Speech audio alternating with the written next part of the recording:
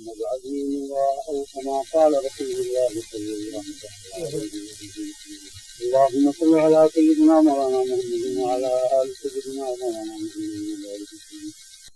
الله الله الله حبیب صلی اللہ علیہ وسلم بالخصوص حضرت محمد القاسم والیہ کے حضور اس کی بارکات پیش کرنا بڑی جس کے کامی کے ساتھ کہیں ضرورت کا مقام نہیں ہے اس امید پر کہ جو کچھ بھی بارگاہ نبوت میں عزت و محبت اور عظمت و احترام کے الفاظ حاضر کیے جائیں سرکار دو عالم صلی اللہ تعالیٰ علیہ وآلہ وسلم کس کس طرح سے قبول عطا فرمائیں اور حضرت کی دعائیں میرے ساتھ شامل حاضر اس امید پر کس طرح کرتا ہوں ورنہ یہ ضرورت کا مقام نہیں ہے قرآن مجید کی آیت کریمہ میں آپ حضرات کی تلاوت کی فَجَاءَ آتِم مِّنَ اللَّهِ نُورٌ كِتَابٌ مُبِينٌ بے شک تمہارے پاس نور آیا اور روشنی کتاب آئی یہ نور کہاں سے آیا من اللہ اس نور سے کیا مراد ہے قرآن مجید میں بہت سی جگہ لفظ نور آیا اور ہر جگہ لفظ نور کے معنی محل استعمال کے مطابق ہیں اس مقام پر لفظ نور کی مراد صرف ذات صاحب جناب محمد مصطفیٰ صلی اللہ تعالیٰ علیہ وآلہ وسلم سیدنا عبداللہ بن عباس رضی اللہ تعالیٰ عنہ حضر حاضر الامہ سماتے میں قبضہ آتم من اللہ نور اے محمد رسول اللہ صلی اللہ علیہ وآلہ وسلم تمام مفسرین اور علماء راسخین نے لفظ نور کی مراد حضور صلی اللہ علیہ وسلم کی باتیں مقدسہ بھی اور ہمارا یہ مسلک ہے ان تمام اکابر صحابہ علماء راسخین مفسرین ان کے سادات کی روشنی میں ہمارا مسلک ہے کہ اس آیت کریمہ میں قبضہ آتم من اللہ نوروں سے حتم جزمن حتمن مراد ہے ذات پاک جناب محمد مصطفیٰ صلی اللہ تعالیٰ علیہ وسلم حضور صلی عالم صلی اللہ تعالیٰ علیہ وسلم کا نور ہونا اللہ اکبر ساری عمر گزر جائے اس مضمون کو بیان نہیں کیا جا سکتا امام غزالی رحمۃ اللہ علیہ کی بات یاد آتی ہے فرماتے ہیں النور ظاہر بذاتہ مظہر بغیرہ نور ایک جوہر مجرد ہے اپنی ذات میں ظاہر ہوتا ہے دوسروں کو ظاہر کرنے والا ہوتا ہے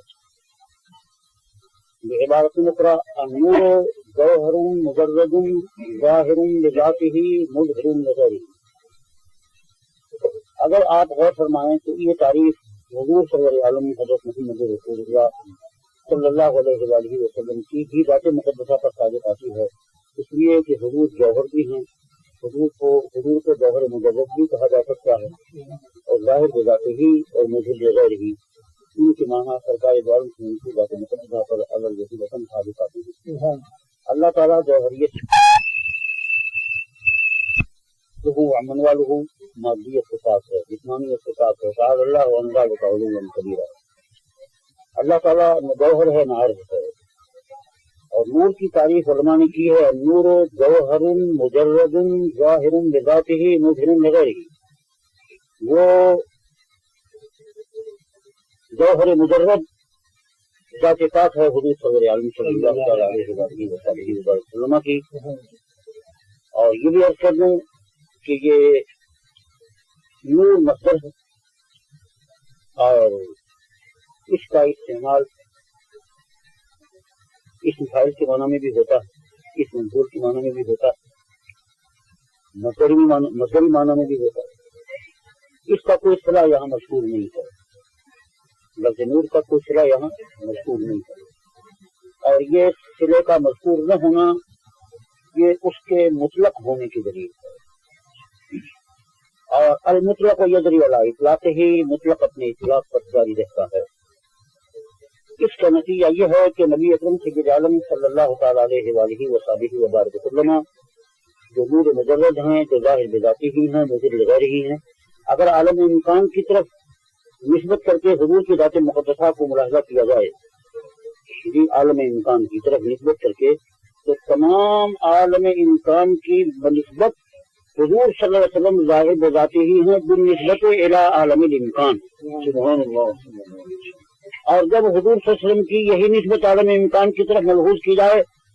تو عالم امکان کے اعتبار سے سرکار ظاہر بذاتہ ہی ہیں اس لیے کہ عالم امکان کی کسی چیز کے حضور اپنے ظہور ذاتی میں محتاج نہیں ہے بلکہ تمام عالم امکان اپنے ظہور ذات میں حضور صلی اللہ علیہ وسلم کی بارگاہ حضرت کا محتاج ہے۔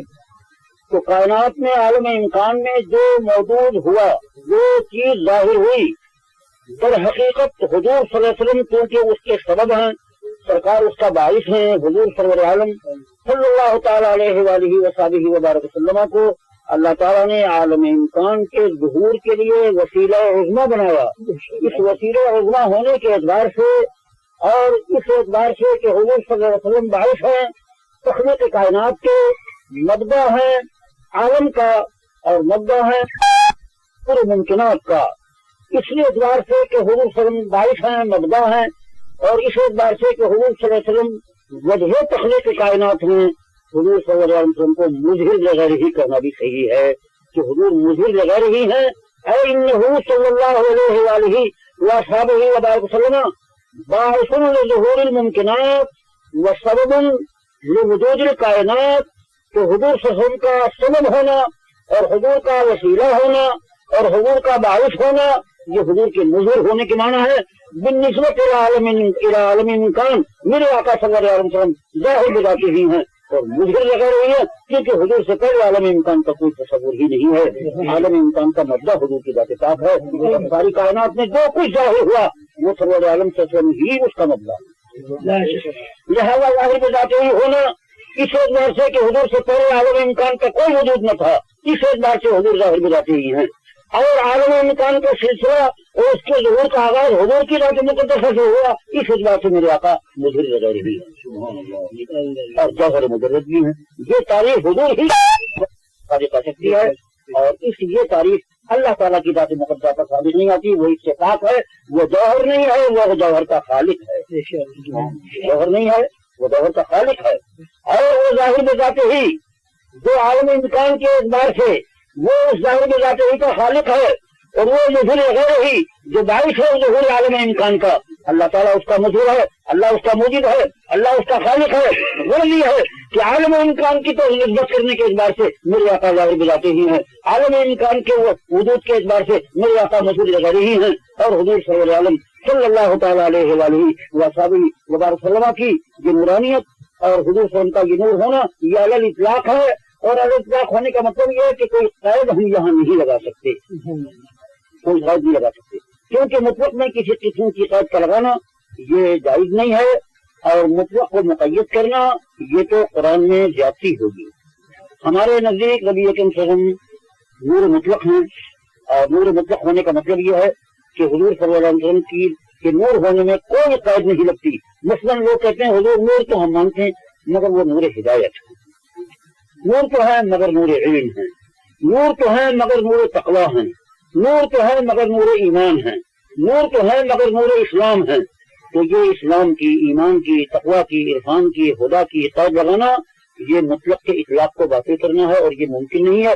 یوں کہو کہ میرے آقا صلی اللہ تعالیٰ علیہ وآلہ وصحبہ وبارک وسلم ایسے نور ہیں کہ ایمان کا نور بھی وہی ہے، اسلام کا نور بھی وہی ہے، ایمان کا نور بھی وہی ہے، ہدایت کا نور بھی وہی ہے۔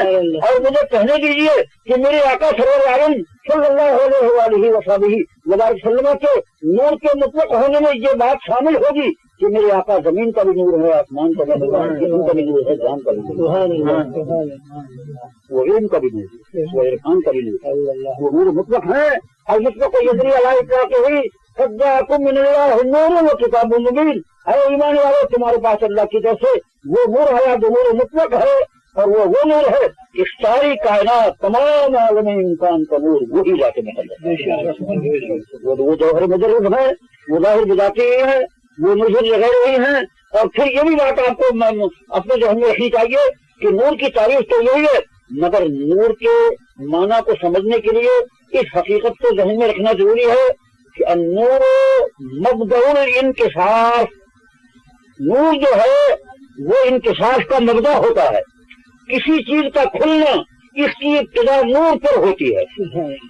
مبصرات کا انکشاف بصر پر ہوگا، بصر نور ہے، مسموعات کا انکشاف سمع پر ہوگا، وہ نور ہے، مذوقات کا انکشاف ذوق پر ہوگا، ذوق بھی نور ہے، ملموسات کا انکشاف کا ابتدا لمس سے ہوگی، لمس بھی نور ہے۔ جی تمام عالم عالم امکان کی ہر چیز کے انکشاف کا مبدا نور ہوتا ہے. اگر میں کسی چیز کو دیکھوں تو اس کا انکشاف کس چیز پر ہوگا؟ میری نور سما پر ہوگا. اگر میں کوئی آواز سنوں اس کے انکشاف کی ابتدا کہاں ہوگی؟ میرے نور سما پر ہوگی. اگر کسی چیز کا مزہ میں چکھوں اور مزہ مجھ پر منتشر ہو کہ میٹھا ہے، کڑوا ہے، کھٹا ہے، اس مزے کے انکشاف کا مبدا نور ذوق ہوگا. ذائقہ بھی نور ہے. کسی چیز کو میں چھو کر معلوم کروں کہ ٹھنڈی ہے یا گرم ہے، چکنی ہے یا کھردری ہے، تو اس کی یہ کیفیت کا جو انکشاف ہوگا اس کا مبدا میرا نور لمس ہوگا. اور یقین کیجئے کہ محسوسات کے لیے مبدا انکشاف حواس ہے اور معقولات کے لیے مبدا انکشاف عقل ہے. اس لیے کہنا چاہیے کہ ہر معقول کے لیے مبدا انکشاف محمد مصطفیٰ ہے اور ہر معقول کے لیے مبدا انکشاف محمد مصطفیٰ. جی، کیونکہ مبدا انکشاف جو ہے ہر چیز کے کھلنے کی ابتدا جہاں سے ہوتی ہے اسی کو نور کہا جاتا ہے. جب یہ بات ہمارے ذہن میں آ گئی تو اب یہ کہنا کہ فلاں چیز حضور کو معلوم تھی فلاں نہیں تھی، ارے خدا کے بندو، ارے مبدا علم تو وہ ہے، مبدا انکشاف وہ ہے. خواہ وہ نور وہ علم حواس سے تعلق رکھتا ہو یا کل سے تعلق رکھتا ہو، جسم سے ہو یا روح سے ہو، زمین سے ہو یا آسمان سے ہو، عالم امکان کے کسی ذریعے سے ہو، ہر ایک علم کا اور ہر ادراک کا مبدا انکشاف محمد رسول اللہ ہے. وجاءکم من اللہ نور و کتاب مبین. اب میں اس کروں آپ سے میرے آقا سرور عالم سے کی ذات مقدسہ وہ نور ہے کہ عالم امکان کا انکشاف تو حضور کی ذات مقدسہ ہی سے شروع ہوتا ہے. اس کا مبدا تو قطعاً حضور ہی ہے، لیکن آپ یقین فرمائیے کہ عالم امکان کے لیے اگر ذات واجب کا انکشاف ہوتا ہے اس کا مبدا بھی محمد مصطفیٰ صلی اللہ علیہ وسلم، اس کا مبدا انکشاف بھی سرکار ہے. اگر سرور عالم وسلم کی ذات مقدسہ نہ ہوتی تو نہ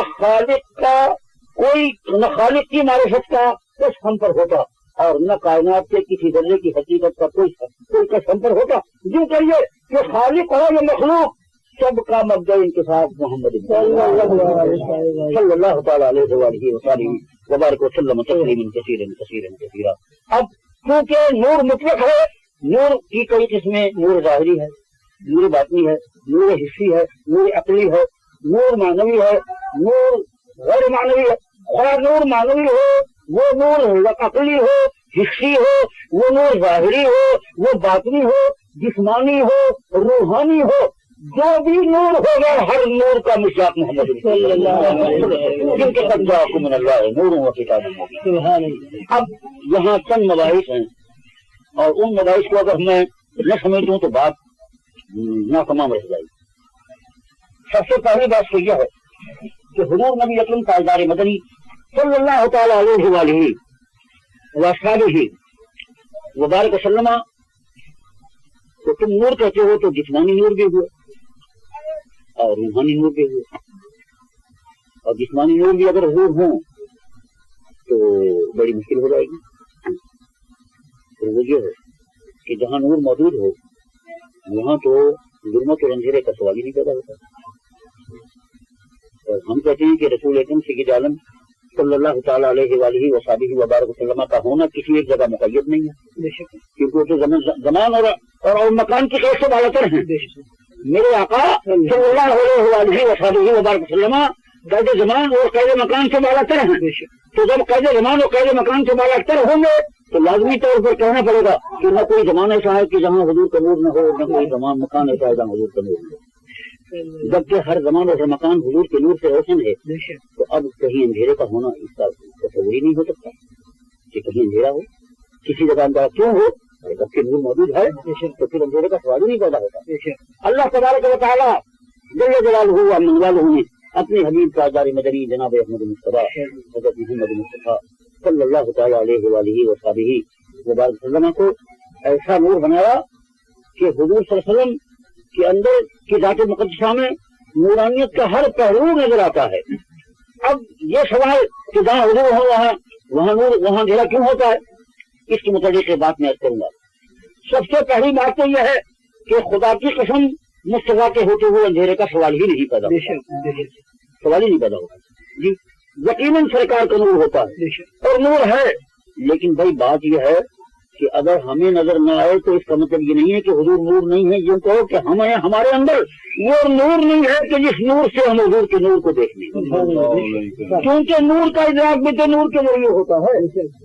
اب دیکھیے یہ روشنی ہے، اگر ہماری آنکھوں میں نور نہ ہو ہم اس کا ادراک نہیں کر سکتے۔ اگر ایک شخص کی آنکھ میں وہ نور بصر نہیں ہے تو ہزار روشنیاں اس کے لیے بیکار ہیں، کیوں؟ اس لیے کہ نور کو دیکھنے کا نور ہی اس کے پاس نہیں ہے۔ ہاں، اس نور کو ہم جب دیکھیں گے جب ہماری آنکھوں میں نور ہوگا، معلوم ہے کہ نور ہی نور کو دیکھتا ہے، تو نور ہی سے نور کا ادراک ہوتا ہے۔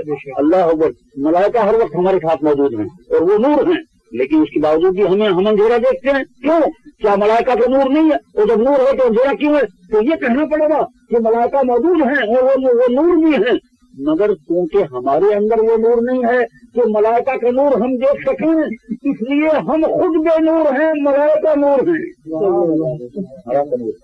تو ہمارے اندر اگر ملائکہ کا نور دیکھنے کی طاقت بھی نہیں ہے، تو اتنا نور بھی نہیں ہے کہ ہم ملائکہ کے نور کو دیکھ سکیں، تو میرے آقا کا نور تو ملائکہ کے نور سے زیادہ لطیف ہے، سرکار کا نور تو ملائکہ کے نور سے بھی زیادہ لطیف ہے۔ معلوم ہوا کہ کسی نور کا نہ دیکھنا یہ اس بات کی دلیل نہیں کہ وہ نور نہیں ہے، بلکہ اس بات کی دلیل ہے کہ دیکھنے والے کے اندر اس نور کے دیکھنے کا نور نہیں۔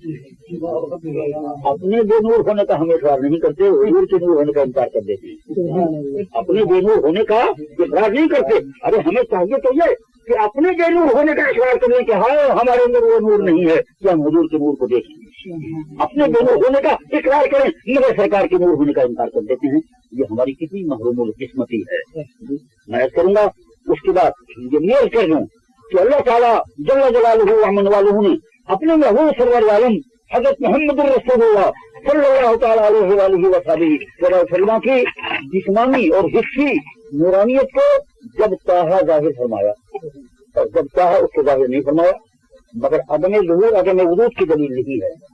عدم ظہور عدم وجود کی دلیل نہیں ہے، ظاہر فرمایا تو حکمت کی بنا پر، اور اس کے ظہور کو لوگوں سے روک لیا تو حکمت کی بنا پر۔ اس کا ظہور بھی حکمت پر مبنی ہے اور عدم ظہور بھی حکمت پر مبنی ہے، مگر عدم ظہور دلیل ہے وجود کی، کیونکہ کسی چیز کا ظاہر نہ ہونا جب ہوگا کہ جب وہ چیز موجود ہو، اور اگر ہے ہی نہیں تو ظہور اور عدم ظہور کا سوال ہی نہیں پیدا ہوگا۔ تو میرے آقا سرور علیہ وسلم کا نور حصی اگر کبھی ظاہر نہیں ہوا تو اس ظاہر نہ ہونے کا مطلب یہ نہیں ہے کہ حضور کا نور ہے نہیں، نور تو موجود ہے، مگر اس کے ظہور کو کسی حکمت کے لیے اللہ تبارک و تعالیٰ جل جلالہ وعمل والوں نے روکا ہے۔ آپ کو معلوم ہے، حدیث میں موجود ہے کہ حضرت صدیقہ رضی اللہ تعالیٰ عنہ اپنے حضور مبارکہ میں فجر کے وقت جبکہ رات کی تاریکی چھائی ہوئی تھی اور ابتدائی وقت تھا فجر کا، اور اس وقت آپ اپنے حضور مبارکہ کے اندر رونق افروز تھی، اور پھر حضور صلی اللہ علیہ وسلم جب تشریف لائے، اللہ اکبر، کیا ہوا؟ آپ کی سن کی پڑی تھی اور آپ نے اس سن کو تلاش کرنے کے لیے انتظار کیا، اچانک سرکار تشریف لائے، حضور کے نور کی وہ روشنی چمکی کہ صدیقہ نے اس سن کو اتارا سے کبرا میں جلالدین سوسی رحمۃ اللہ علیہ اور اس میں دیگر محبوبی نے حدیث ہم روایت کیا۔ حضرت ابو ہریرہ فرماتے ہیں کہ صلی اللہ علیہ وسلم حضور کی مسکراہٹ سے دیواریں جگمگا جاتی، اور یہ ترمذی کے اندر حدیث موجود ہے کہ صلی اللہ علیہ وسلم جب مسکراتے تھے تو حضور وسلم کے دندان ہائے مبارک کی کشادگیوں سے نور کی چھائیں نکلتی تھی، اور بخاری کے اندر بھی حدیث موجود ہے، اور حدیث میں موجود ہے کہ قبروں کو آثاری وجہ ہی، قبروں کو آثاری وجہ ہی، یہ آقا صلی اللہ علیہ وسلم کی پیشانی مبارک کی لکیروں سے دور لاتے نکلتے، مطلب سرکار پر مسرت کا اور انتخاب کا کوئی عالم کاری ہوتا تھا تو چہرے انور سے جی چھائیں نکلتی تھی، اللہ اکبر۔ تو پتا وہ بھائی جب چھائیں نکلتی تھی تو معلوم ہے کہ نور موجود تھا، نور موجود تھا، کیونکہ موجود نہیں ہوگی اس کا ظہور کہاں سے ہوگا؟ تو پتا چلا کہ کبھی اس کا ظہور ہے تاکہ پتا چل رہا ہے کہ وہ نور ہے، اور اگر عدم ظہور ہے تو عدم ظہور کسی حکمت پر مبنی ہے۔ ہم اگر اس حکمت کو نہ سمجھے تو ہماری بدنصیبی ہے۔ مثلاً بخاری شریف میں حدیث ہے، حضرت صدیقہ رضی اللہ تعالیٰ فرماتی ہیں کہ تہجد کا وقت ہوتا تھا، سرور عالم صلی اللہ علیہ وسلم نماز پڑھتے تھے تہجد کی، اور بعض اوقات ایسا ہوتا تھا، بعض اوقات جمیل اوقات نا ماضی اوقات ایسا ہوتا تھا کہ حضرت صدیقہ سو رہی ہیں اور حضور سرور عالم صلی اللہ تعالی وسلم جب سجدے میں تشریف لے جاتے تو ان کے پاؤں کو حضور या उनके जिस्म अक़दस को हुजूर हाथ लगाते नमाज की हालत में, और वो फिर हुजूर को सजदे की जगह देती और हुजूर सजदा फरमा लेते। ये हदीस में मौजूद है। अब वो फरमाती हैं उसकी वजह क्या थी? वजह ये थी कि चराग नहीं होता था, तो इसलिए हुजूर सल्लल्लाहु अलैहि वसल्लम मुझे दबा देते थे और मैं हुजूर को सजदे की जगह दे दिया करती थी। ये बुखारी की शरीफ के अंदर भी है और मुस्लिम के अंदर भी है।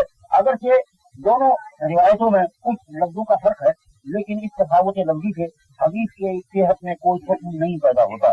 बाद लोगों ने ये कहा कि रसूल अकरम सल्लल्लाहु अलैहि वसल्लम के साथ हज़रत सिद्दीक़ा का ये तर्ज अमल भी नामुनासिब था, और फिर ये कि हुजूर सल्लल्लाहु अलैहि वसल्लम की मौजूदगी में अंधेरे का होना, ये बात इस बात की रोशन दलील है कि हुजूर के अंदर कोई नूरानियत न थी। मगर ये दोनों बातें दलालत का मंबा है, दोनों बातें।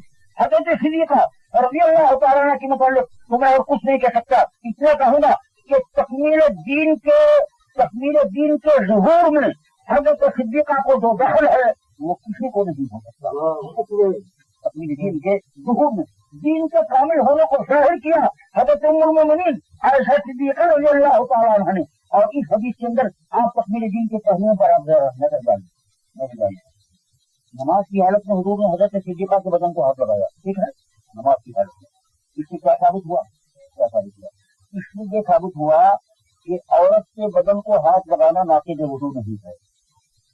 औरत के बदन को हाथ लगाना नाक़िद वुज़ू नहीं है, क्योंकि अगर औरत के बदन को हाथ लगाना मुतलक़न नाक़िद वुज़ू हो तो नतीजा क्या होगा कि वुज़ू नहीं रहेगा। जब वुज़ू नहीं होगी तो नमाज कैसे जारी रहेगी? मेरे आका ने नमाज पूरी की, तो ये बता सिद्दीक़ा रज़ियल्लाहु तआला अन्हा का दखल है इस बारे में कि ये जो तकमील दीन का पहलू था कि वुज़ू की हालत में अगर मर्द औरत को हाथ लगा दे और मर्द का हाथ औरत के जिस्म को लग जाए तो उससे वुज़ू नहीं छूटता। इस मसले की तकमील में हज़रत सिद्दीक़ा शामिल है। अच्छा, दूसरी बात क्या थी? दूसरी बात ये थी कि ये मुआशरत के साथ मुताल्लिक था और इशरतुन निसा के साथ इसका ताल्लुक था। मुआशरे की तालीम भी सरकार ने दी है अपनी इज़्दिवाजी जिंदगी के अंदर, और इज़्दिवाजी जिंदगी के अंदर ये पहलू अगर पैदा हो जाए तो मेरे आका सल्लल्लाहु अलैहि वसल्लम ने उसके लिए भी उम्मत की तफसील के लिए रास्ता खोल दिया, और इसमें भी हज़रत सिद्दीक़ा रज़ियल्लाहु तआला अन्हा का दखल है। अब इस मौके पर अगर हुजूर सल्लल्लाहु अलैहि वसल्लम की हिस्सी नूरानियत पर ज़ुहूर होता तो फिर इन चीजों का मौका ही ना आता, इन चीजों का मौका ही ना आता कि सरकार उनके वजन को हाथ लगाए, वो हुजूर को सजदे का मौका दे। तो पता चला कि उस वक्त हुजूर सल्लल्लाहु अलैहि वसल्लम के हिस्सी नूर का आदम ज़ुहूर इस तकमील दीन पर मबनी था। और जब दूसरी हिकमत सामने आई तो सब्र को सारी हुजूर के दंदान मुबारक से सहाय निकल रही, दंदान मुबारक से सहाय निकल रही, चेहरे अनवर से सहाय निकल रही है, हुजूर मुस्कुरा रहे तो दीवारें जगमगा रही है। तो मालूम हो रहा कि नूर हिस्सी था, जब खुदा ने चाहा उसको जाहिर फरमाया और जब चाहा तकमील दीन और अपनी दूसरी हिकमतों के मुताबिक उसको जाहिर नहीं फरमाया। तो आदम ज़ुहूर आदम वुजूद की दलील नहीं है। अब देखिए हम सब लोग यहाँ बैठे हैं, हम सब के अंदर बोलने की भी ताकत है, चलने की भी ताकत है, लेकिन मैं बोल रहा हूँ आप नहीं बोल रहे। मैं कोई आदमी चल रहा है, हम सब बैठे नहीं चल रहे। तो अगर कोई हमें इस हालत में देख कर कि भाई ये तो तमाम के तमाम चलने से मालूम है, ये तो सब बोलने से आगे है, क्योंकि अगर चलने की कुदरत होती तो चलते, बोलने की ताकत होती तो बोलते, मगर कोई भी नहीं बोल रहा, कोई भी नहीं चल रहा, मालूम है सब के सब मालूम है। क्योंकि बात गलत है भाई, ये हिकमत के खिलाफ है। हम चल सकते हैं मगर चलकर यहाँ आना हमारा मकसद था। हम इसलिए यहाँ बैठे हैं कि अगर हम यहाँ चले तो जिस मकसद के लिए वो बहुत हो जाता है, अगर हम बोले तो जो मकसद है हमारा वो बहुत हो जाता है। बोलने की ताकत है मगर नहीं बोल रहे, चलने की ताकत है मगर चल नहीं रहे। ये चलने की ताकत के बावजूद न चलना ये दलील है कि चलने की ताकत का वजूद है मगर ज़ुहूर नहीं है। हर चीज का ज़ुहूर किसी हिकमत के मुताबिक हुआ करता है। मैं यहाँ तक करूंगा कि खुदा की कुदरतों का ज़ुहूर भी हिकमतों के मुताबिक होता है। खुदा की कुदरतों का ज़ुहूर भी। अब मैं पूछता हूँ आपसे, हम सब जिंदा बैठे हैं, क्या अल्लाह हमारे मारने पर कादिर नहीं है? लेकिन क्या हमारी मौत वाक़ई हो गई? नहीं हुई। तो क्या कोई कह देगा कि खुदा कादिर नहीं था? ऐसी बात है? अरे खुदा के इल्म के खिलाफ थी ये बात और हिकमत के मुनाफी थी, और खुदा अपनी कुदरत को हिकमत के खिलाफ कभी जाहिर नहीं किया करता। इसलिए अल्लाह ने अपने हबीब की नूरानियत को हिकमत के खिलाफ कभी जाहिर नहीं किया। जब हिकमत का तकाज़ा हुआ नूर मोहम्मदी हिस्सन भी जाहिर हो रहा है, जिस्मन भी जाहिर हो रहा है, रूहन भी जाहिर हो रहा है। और जब हिकमत का तकाज़ा है उसका आलम ज़ुहूर है। आलम ज़ुहूर खुद वजूद की दलील है। आलम ज़ुहूर खुद वजूद की दलील है।